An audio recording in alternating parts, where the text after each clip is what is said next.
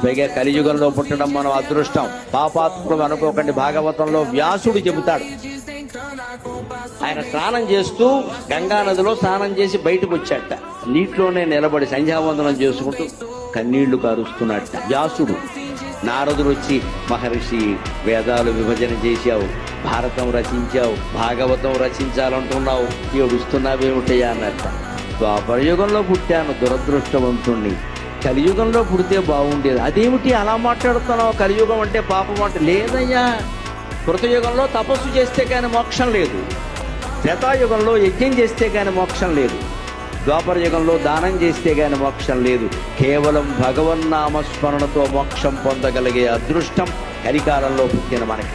మన కాపాడగలిగేది భగవన్నామం ఒకటేనమ్మా, వేరే ఏమీ లేదు ఇక్కడ, వేరే ఏమీ లేదు. పైగా